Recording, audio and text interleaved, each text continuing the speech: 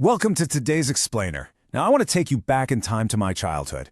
If you just close your eyes for a second, I can literally still smell that thick, smoky air, hear the heavy clang of the steel mills, and clearly see my tight-knit neighborhood in 1937 Pittsburgh.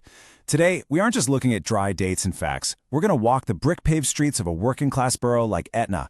We're going to pull up a chair to my mother's 1930s kitchen table and really understand exactly how families like mine survived and actually thrived through an absolutely remarkable era. Okay, let's dive into this.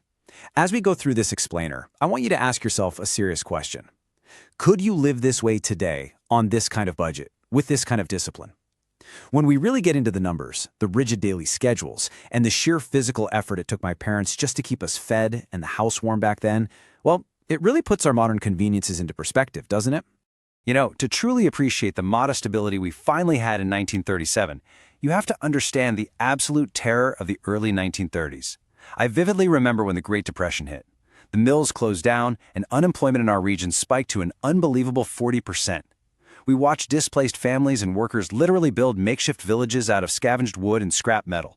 The largest of these was the Strip District shantytown. It was a terribly bleak time and a stark reminder of how quickly a family's entire livelihood could just vanish. By 1934, as the economic recovery slowly began to take hold, the city methodically burned those shacks right to the ground. But to us kids and our struggling parents during those darkest years, one figure stood out as an absolute beacon of hope, and that was Father James Cox. He was the pastor at Old St. Patrick's Church, right next door to the shantytown. When President Hoover refused federal aid for the homeless, Father Cox just stepped right up. He served over 100,000 meals in a single month. He set up a medical clinic, and he even led a massive march of 25,000 unemployed Pennsylvanians straight to Washington, D.C. to demand public works programs. He literally kept our community alive until the mills could finally reopen. And that brings us to the dawn of my daily memories in 1937. For us, living in a borough like Etna, just outside Pittsburgh, the morning didn't start with a gentle smartphone alarm. It started with the blast of the mill whistle. Jobs were finally returning. My dad was back to work, and his shift schedule completely dictated my mother's daily routine. Everything, from exactly when she fired up the stove to the very minute meals had to be on the table, was strictly staggered depending on whether my father was working the day shift or the night shift. That steady rhythm meant absolutely everything to our sense of security. Now, what's really interesting about this is just how tight things still were. My father was a skilled steel worker, bringing home 40 to 50 cents an hour. Laborers made even less, closer to 30 cents an hour. Now, I know that doesn't sound like much to you today, but after the misery of those shantytowns, we counted our blessings for that dependable paycheck. Every single penny of that wage was meticulously planned out by my parents. So, do the math with me here for a second. If my dad was earning 40 cents an hour, buying just a loaf of bread and a gallon of milk meant he had to work almost a full hour of backbreaking, incredibly dangerous labor in a hot steel mill. Monthly rent for our modest, narrow little house, which was heated by coal, by the way, was $20 to $30. That meant more than a whole week's wages went straight to just keeping a roof over our heads. My mother's budget was unimaginably tight, and there was absolutely zero room for waste. And this brilliantly illustrates the reality of our lives back then. Surviving that mathematical reality meant every single one of us had to pitch in. While my parents worked to the bone, my dad taking those grueling mill shifts, my mom cooking everything from scratch and scrubbing laundry by hand, us kids certainly weren't spared. I had to lug the heavy heating coal for the furnace, run daily errands, and pull weeds in our vegetable garden before I even dared to ask if I could head out to play marbles or tag with my neighborhood friends. In the afternoons, my mother and I would walk or take the reliable old streetcar down to Butler Street in Etna.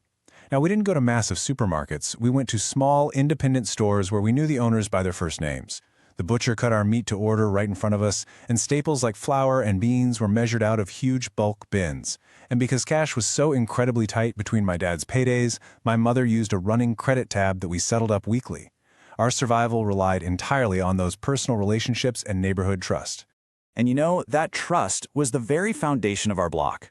These working-class boroughs were a vibrant, wonderful mix of German, Polish, Slovak, Italian, and Irish immigrants. It was like a giant puzzle. We spoke different languages and brought incredible traditions and rich foods to the neighborhood, but we all lived side by side in those narrow streets.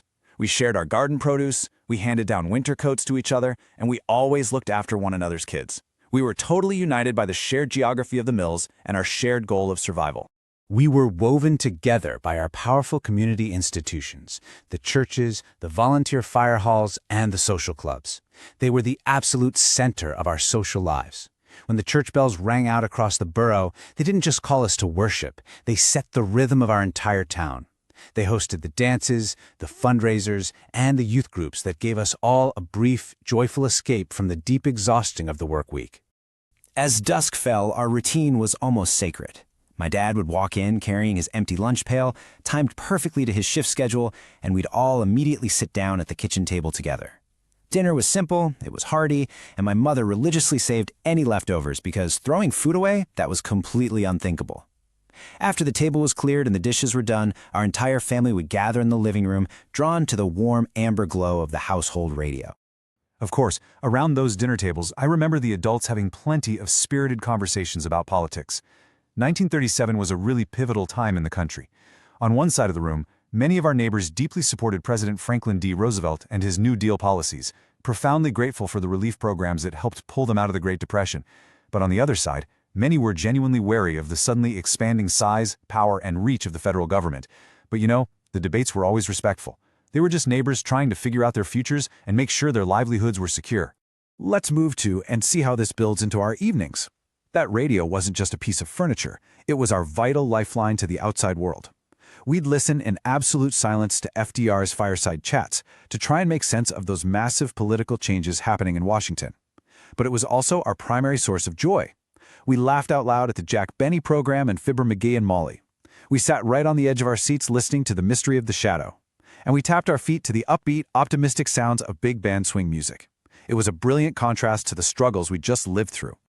Looking back on my childhood now, I realize that history isn't just made by presidents and generals. History lived quietly right there in our ordinary homes.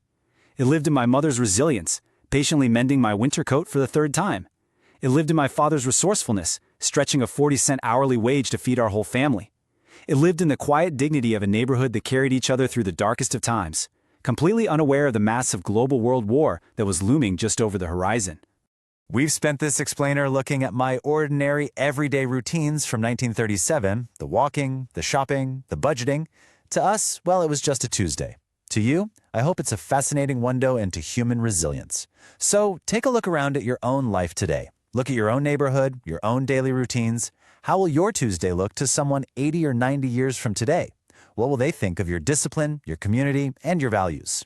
Thank you so much for exploring my past with me today, and keep asking those great questions.